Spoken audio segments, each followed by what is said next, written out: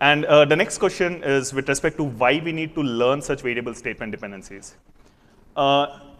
In order to build build program slices with traditional tools, you'd require access to complete code repositories with all necessary external dependencies. And say you want to do such a process for example, when you're dealing with client code where you don't have access to the entire code base, here the traditional approaches would fail. And next, consider the use case where you want to analyze incomplete code snippets as they appear on, say, Stack Overflow, which are often missing import statements, some variable declarations, and on all such incomplete code snippets, the traditional static analysis tools in general fail because of the unknown symbols. Usually, they tend to omit all the dependencies related to these symbols or statements containing these symbols. And in fact, we did an empirical study on 99 odd code snippets from Stack Overflow, for which Nguyen produced accurate PDGs for only 15 of them. And that was on account of them actually being complete and not because the traditional tool does better for incomplete code in that case. And in general, the conclusion was that this is not always useful or helpful. And by learning to predict these dependencies, we posit that such analysis can be extended to incomplete code more easily. And in general, the idea is that the context about the missing information within a code snippet can be encoded into the knowledge attained by any such pre-trained language model during the training phase. That brings me to our approach, a neural network-based static program slicer.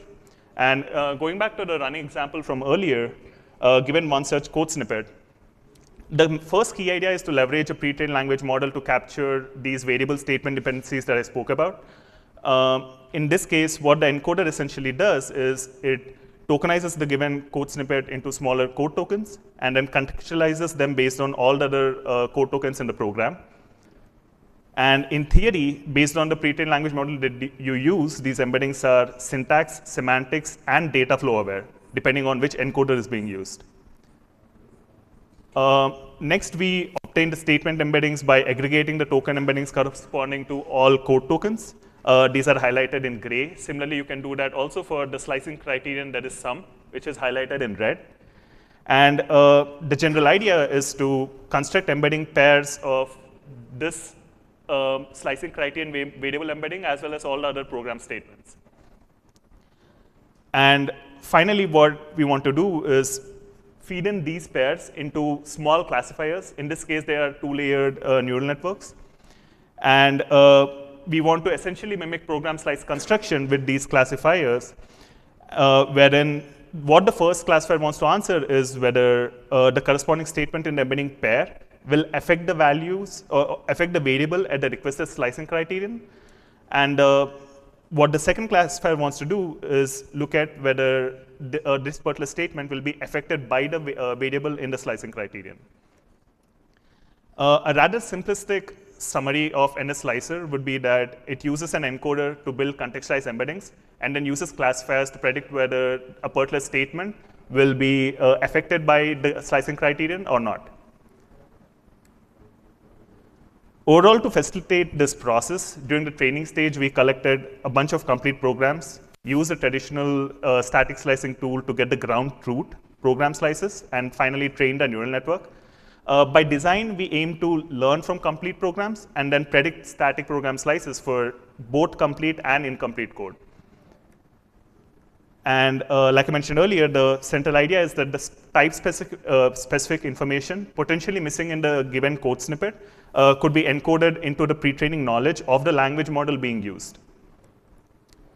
In this way, in the context of incomplete code snippets, what you end up doing is turn the precision knob to the left, that is, allow low levels of imprecision, and then potentially improve the recall, that is, collect all the dependence information which could potentially be missed by traditional static analysis tools.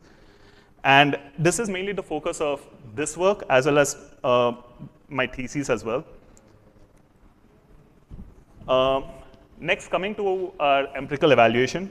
For the data set, we picked the Java programs in Project CodeNet, which has about 250 coding problems with 30 solutions each.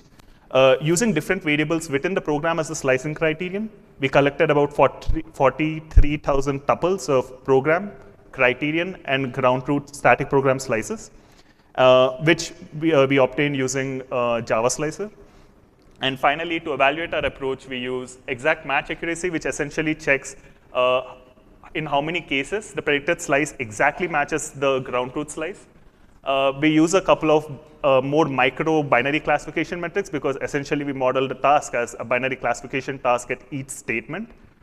And we also measure the dependence accuracy, which is the ratio of the correctly predicted dependencies to the actual dependencies across all of the selected slicing criterion within the given program. And our first finding is that with one such framework, pre-trained language models can capture the variable statement dependencies. We test this with CodeBERT and Graph CodeBERT models as the encoders within NS Slicer.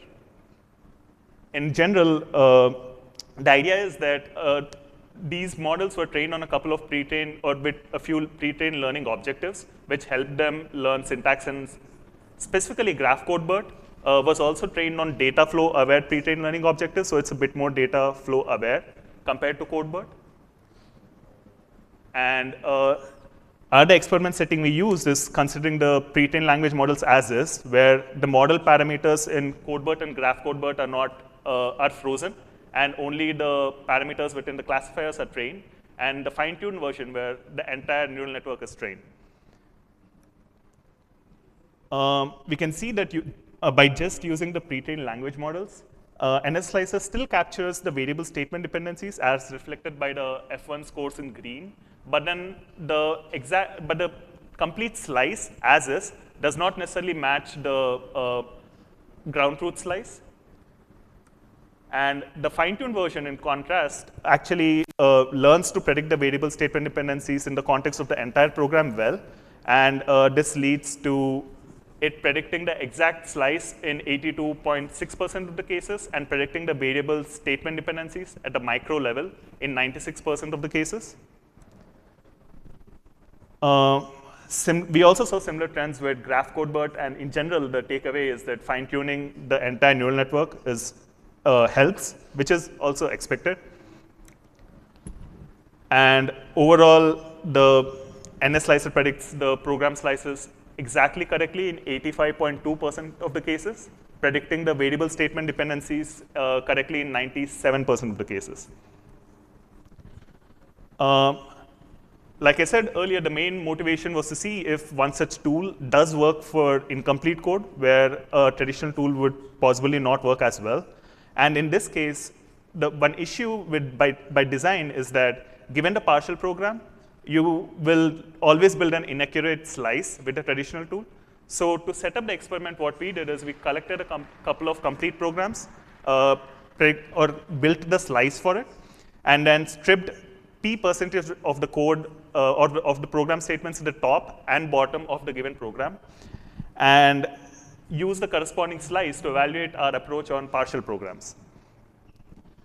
That brings me to our results for incomplete code.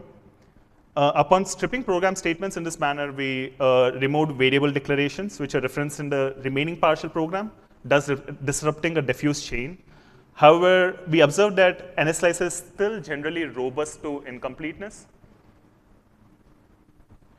And overall, it predicted static program slices exactly correctly in 73 to 84% of the cases. As I mentioned earlier, one such learning-based approach introduces low levels of imprecision in the hopes of improving the recall.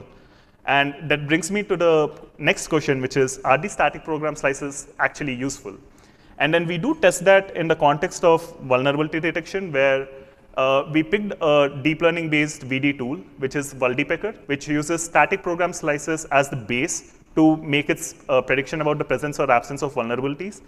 And then instead of using the traditional slice as would be built by a traditional slicing tool, we replace that with the output of NS Slicer and then see if it still does a good job in predicting the vulnerabilities.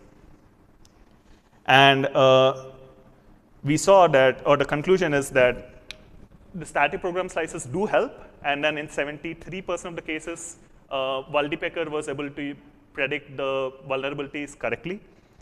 And as was also seen in one of our previous works, we hypothesized that it's possible that the low levels of imprecision that we introduce into the slices, if being used in a downstream deep learning based model or a task like that, it can act as noise for the deep learning model, thus in fact making the model even more robust to generalizability. And we also include some probing experiments in the paper where, for example, here we wanted to see what the code tokens in the model pays attention to while making a decision about the variable statement dependencies. The one on the right corresponds to the fine-tuned version of the model. And we observed that these are mostly very highly correlated with the corresponding variable specific tokens in each program statement, further highlighting the pre-trained language model's understanding of data flow within the given program.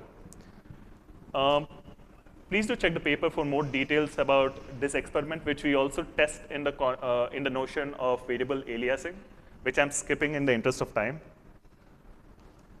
But in general, the takeaways going ahead are that a good or an advantage of designing one such approach with a pre-trained language model is that they are, by design, multilingual.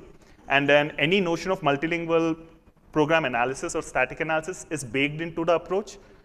And next, one of the bottlenecks for the existing PA tools is the ease of usability and their maintainability. And one such approach enables an online analysis in a more plug-and-play fashion. And as a result of which, it also helps achieve scalability. Finally, with respect to usefulness for other applications, it's useful for detecting vulnerabilities like we already checked, or analyzing code snippets from bug reports. And finally, as I mentioned, the first or second slide of the presentation, static program slicing acts as a new semantic knowledge probing task for the existing pre-trained language models. And thank you. Shameless advertisement is that I'll be graduating next semester and will be in the academic job market. So please find me after the talk if you want to discuss any of that furthermore. And also, you can check the rest of my work by scanning the QR code. Thank you. Thank you. We have time for questions. Very nice talk. Yeah, I have two questions. Yeah. The first question is, in your experiment subject, it seems that you use some benchmark programs, right? And it seems that it's just a single functions. Yep. So could you please explain more about the program features? So for example, does there exist any data structure usage? For example, user-defined data structure. Although you mentioned you quantify the fact of variable aliasing, but it seems that they are all top-level variable. So the alias facts can be just determined by the identifier or variable names. So what if there is, for example, data structure a.f.g, and and also there are b.f.g, and a and b are aliased. So these two access paths actually points to the same memory location. So I wonder whether your approach or existing models be quite sensitive to such alias facts. I remember two questions from that which I'll answer, and if I skip something, do stop me later. The first one is with respect to the data set. Yes, it was, we tested on like single programs, single function programs, and that is intrinsic to the models that we use, because Graph CodeBERT and CodeBERT were trained on independent functions. So they don't have much of an understanding of inter-function flow. And if I test those models on here with these or larger programs, then I feel it wouldn't be helpful to scale, which is why we limited ourselves to single function programs in this paper. The second one was with respect to aliasing. The experiment was more designed towards making sure that, for example, if you have a variable s that appears in the program, and then I have an embedding for it, and then I have a statement which just has another variable s. So what we wanted to make sure that the model doesn't naively just look at the variable, the presence of it, and then say that, oh, this belongs to a slice. So to eliminate that is how we did more of a naive introduction of variable aliases by assigning it to a different variable and then testing it out. But then again, the drawback of the existing pre-trained language models is that they were not trained on any learning objectives focused on memory accesses. which I think I saw in a talk yesterday. I can give you a reference to that as well. But yeah, so that's the reason why we didn't go into the more traditional forms of aliasing and limited ourselves to more surface level aliasing. Yeah, but my concern is for Sorry, Java. let's continue. We we need to move on to the next talk. So maybe you can continue your discussion later on. Sorry about that. Thanks for your answer. Yeah. Thanks again.